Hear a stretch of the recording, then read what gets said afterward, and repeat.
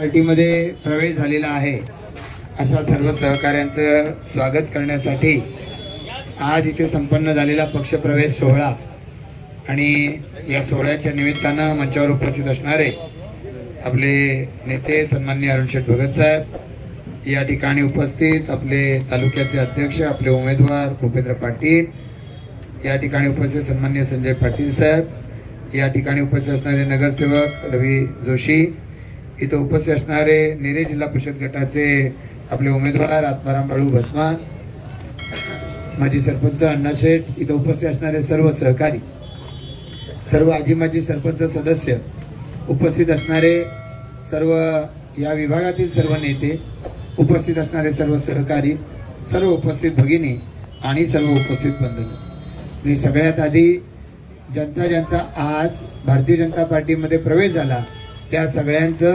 भाजपच्या सगळ्या पदाधिकाऱ्यांकडून मनापासून स्वागत करतो आणि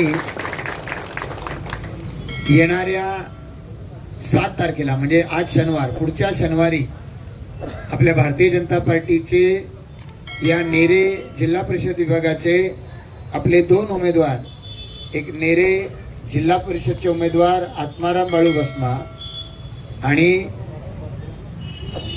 पनवेल आदई पंचायत समितीचे उमेदवार भूपेंद्र पाटील, या दोघांची निशाणी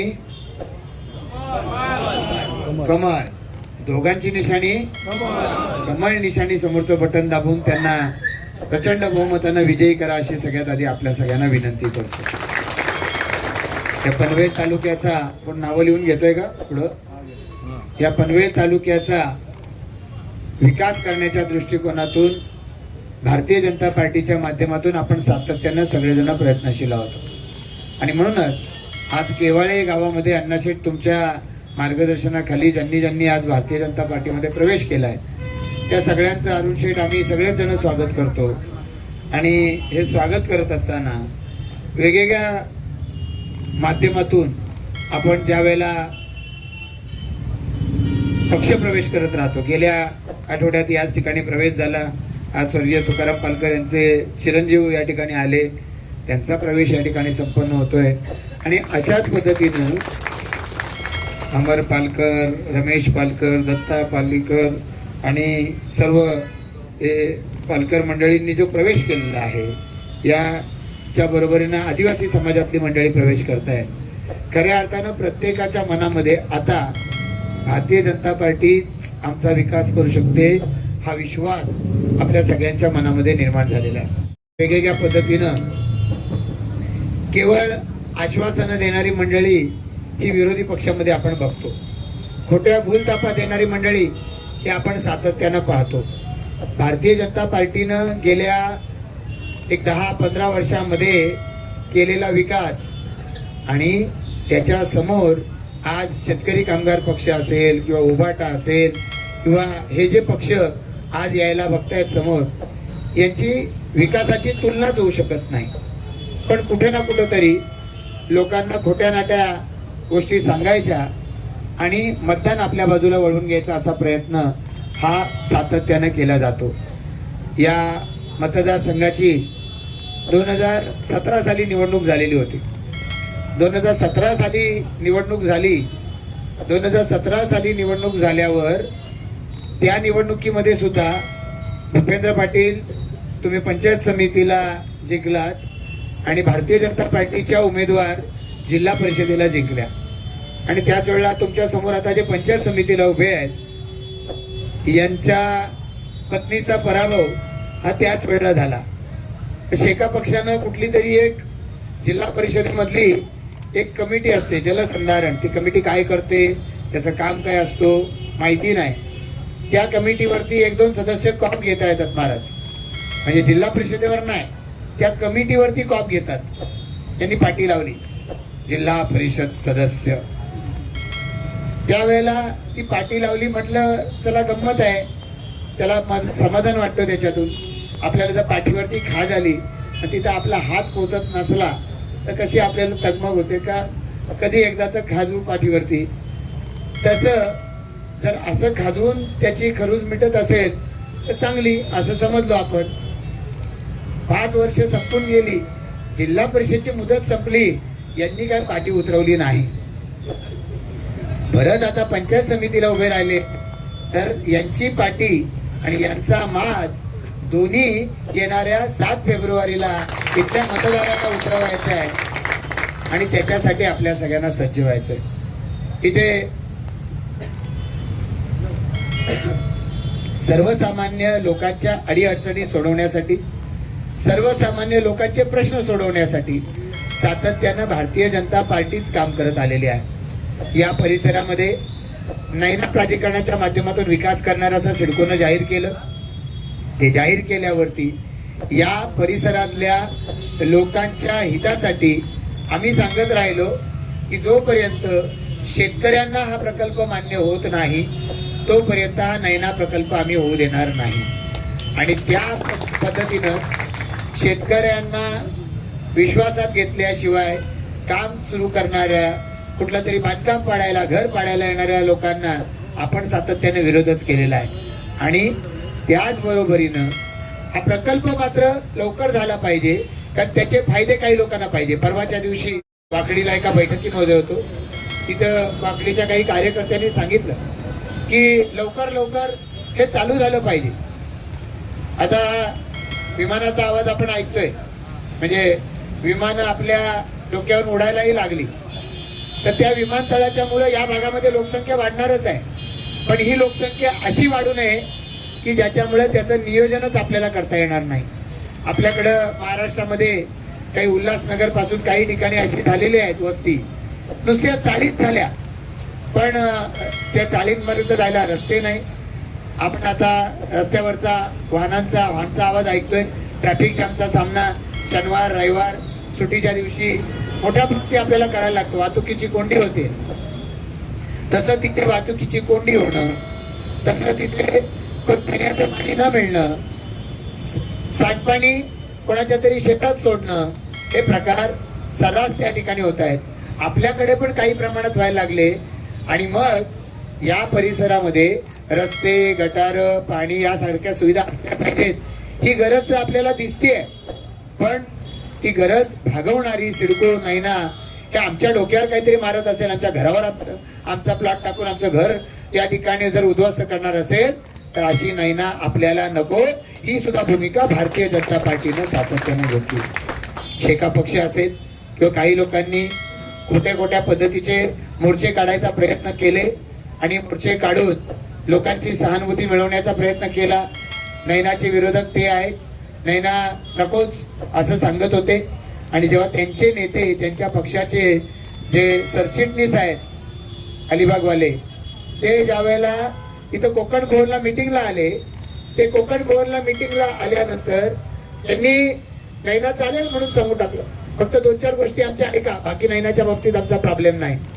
मग इतका काळ तुम्ही जो विरोध दाखवत होता तो कशाला होता? तो विरोध नैनाला नव्हता, तो विरोध नैनाच्या डेव्हलपमेंटला नव्हता. शेका पक्षाचा तो विरोध त्यांना पैसे खायला न मिळता होणाऱ्या डेव्हलपमेंटला होता. आणि तो विरोध त्या मीटिंग मध्ये अलिबागवाल्यांचे ते स्वरूप उघडं पडलं आणि त्यामुळे लोकांना कळलं आणि त्यानंतर लोकांनाही समजायला लागलं की हा खोट्या स्वरूपाचा विरोध आहे. यांचे दाखवायचे दात वेगळे, खायचे दात वेगळे.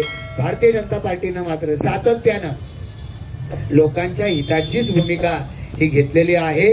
त्यामुळे भारतीय जनता पार्टी सातत्यानं लोकांच्या सोबत काल होती, आज आहे आणि उद्या पण राहणार आहे. आणि त्यामुळंच नैना भागामधली कामं, विकास कामं ही काढलेली आहेत सिडकोनं, त्याची टेंडर झालेली आहेत, 7-8 महिने झालेले आहेत. पण नाही, जोपर्यंत प्रत्येक शेतकऱ्याचं समाधान होत नाही तोपर्यंत आम्ही कामं चालू देणार नाही. ही ठाम भूमिका आपण घेतलेली आहे आणि हीच भूमिका घेऊन पुढच्याही कालावधीमध्ये आम्ही काम करणार आहोत. अपेक्षा अशी आहे की सिडकोनं लोकांच्या अडचणी दूर कराव्यात. 40%, 60% असा विषय जो आहे त्या बाबतीमध्ये आपण आपली भूमिका स्पष्टपणाने घेतली आहे. तर 40% मिळत आहेत ते 40% ही व्यवस्थित आहेत, कारण एअरपोर्ट एरियामध्ये 22.5% मिळतात, त्यापेक्षा जास्त आपल्याला मिळते आणि FSI तर पूर्ण वापरायला मिळतो. आणि नैना जर आपल्या भागात आली नसती, नैना जर रद्द झाली तर FSI किती मिळेल? 0.2, जो आता 2.5 मिळतोय. म्हणजे तुमच्या 100 गुंठे जागा जर तुमच्याकडे असेल तर 100 गुंठे जागामध्ये नाहीनाच नसती तर 20 गुंठे जागाच फक्त आपल्याला बांधकाम करता आली असती.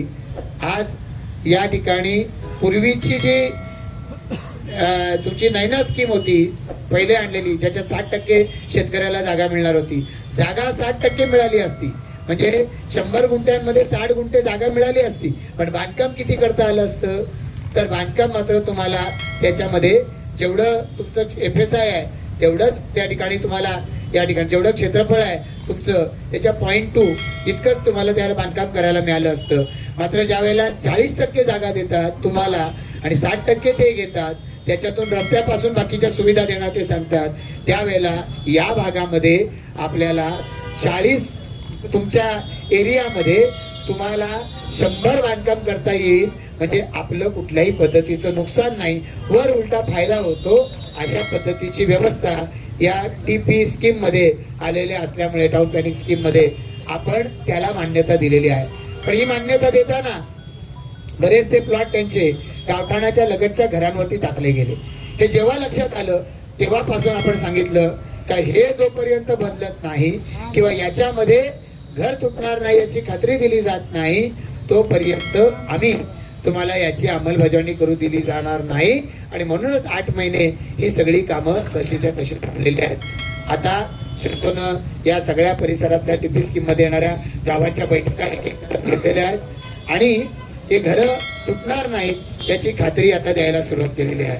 मला वाटतं याच्या पुढचा टप्पा आहे, याच्या पुढच्या टप्प्यामध्ये आम्हाला आमचे प्लॉट जे आहेत हे आमच्या जमिनीवर नाही दुसरीकडे दिले, बदलून दिले ते नाही चालणार, आमच्या जमिनीवर दिले पाहिजे. आमच्या जमिनीत आमचा प्लॉट छोट्या रस्त्यावर आणि बिल्डरचा प्लॉट मोठ्या रस्त्यावर हे नाही चालणार, हे आपण सांगितलंय. आमचा प्लॉट वाकड्या तिकड्या शेपचा हे नाही चालणार, हे आपण सांगितलेलं आहे. बेटरमेंट चार्जेस आपण पाठपुरावा केला शासनाकडे आणि त्याच्यानंतर ते बेटरमेंट चार्जेस हे जवळपास आता 0 झालेले आहेत. उपेंद्र पाटील या परिसरामध्ये पंचायत समिती सदस्य म्हणून जसं काम करतात तसंच या परिसरामध्ये भारतीय जनता पार्टीचा अध्यक्ष म्हणून काम करतात. अगदी सर्वसामान्य लोकांच्या अडीनडीला धावून येणारं त्यांचं कुटुंब आहे आणि त्यामुळे रस्त्यावरती त्यांचं ऑफिस आहे. येता जाता प्रत्येकाला या ठिकाणी त्याच्या अडचणी सोडवण्याच्यासाठी 24 तास त्यांचा दरवाजा उघडा आहे. कुठल्या गरिबाला मदत करणं, आजारी पेशंटला मदत करणं, पोलीस स्टेशनचे विषय सोडवणं, असे सगळे विषय आपल्या भागाचे सातत्यानं सोडवत त्यांनी या सगळ्या परिसरातल्या लोकांचा विश्वास कमावलेला आहे आणि कोणालाही खोटी नाटी आश्वासनं न देऊन हा विश्वास कमावलेला आहे. त्यामुळे मला खात्री आहे सर्व तरुण मंडळी त्यांच्या सोबत आहेत, महिला भगिनी त्यांच्या सोबत आहेत. आज आत्माराम बसपा आपले जिल्हा परिषदेचे उमेदवार आहेत आणि मला असं वाटतं की सर्वसामान्य माणसाच्या कामाला आलेला अशा पद्धतीचा असा हा तरुण आहे. यांच्याकडून कधी कोणाला त्रास झालेला नाही, कधी उगाच कोणाची तरी या ठिकाणी अडवणूक त्यांनी केलेली नाही आणि त्यामुळे आदिवासी लोकांच्या मध्ये सुद्धा आत्माराम बसमा हे लोकप्रिय असलेला अशा पद्धतीचं व्यक्तिमत्व आहे आणि म्हणून त्यांच्या पाठीशी आदिवासी समाज जसा मोठ्या प्रमाणात आहे तसा सर्वसामान्य या परिसरातला आगरी, कोळी, कराडी आणि साडी माळी प्रत्येक समाज त्यांच्या पाठीशी आहे. त्याच ताकदीनं मराठा समाजापासून सगळा बहुजन समाज त्यांच्या पाठीशी आहे आणि त्यामुळे निश्चितपणानं या 7 तारखेला होणाऱ्या निवडणुकीमध्ये जिल्हा परिषदेला आत्माराम बसमा त्यांची निशाणी आणि पंचायत समितीला उपेंद्र पाटील त्यांची निशाणी. प्रत्येकाला किती मतं आहेत? ही दोन्ही मतं कमळ निशाणी समोरचं बटन दाबून या दोनही उमेदवारांना विजयी करा अशी विनंती आपल्या सगळ्यांना करतो आणि थांबतो. जय हिंद, जय महाराष्ट्र.